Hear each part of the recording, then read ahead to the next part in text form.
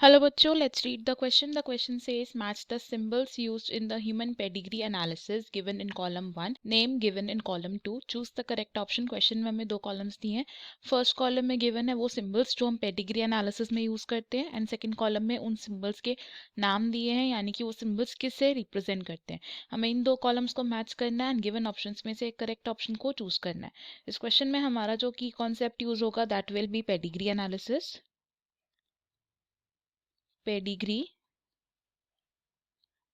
Analysis. Pedigree analysis को हम कैसे डिस्क्राइब कर सकते हैं? जब हम एक इनहेरिटेंस पैटर्न को स्टडी करते हैं ओवर सम जनरेशंस तो उसे हम बोलते हैं पेडिग्री एनालिसिस. तो it is the analysis of inheritance of a trait over generations. और पेडिग्री एनालिसिस हमें डिफरेंट डिजीजेस की इनहेरिटेंस पैटर्न्स को स्टडी करने में हेल्प करता है. नाउ पेडिग्री एनालिसिस में जो बेसिक सिंबल्स हम यूज करते हैं, सर्कल को यूज किया जाता है एक फीमेल को रिप्रेजेंट करने के लिए, एक स्क्वायर को यूज किया जाता है एक मेल को रिप्रेजेंट करने के लिए, और एक डायमंड को यूज किया जाता है एक unspecified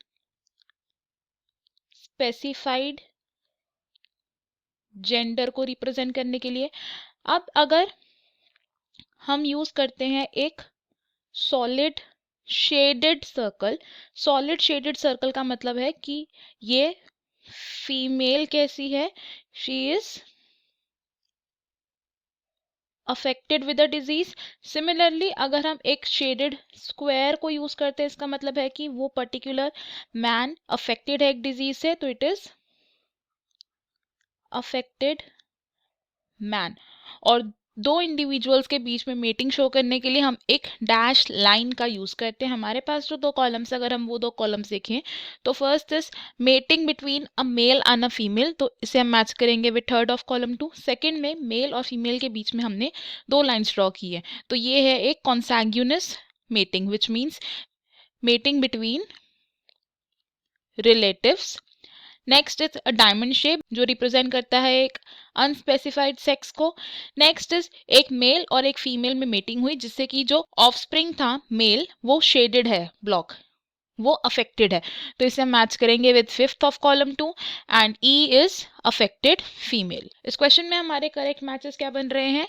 A with third of column 2, be with first of column 2, C with sixth of column 2, D with fifth of column 2 and E with fourth of column 2.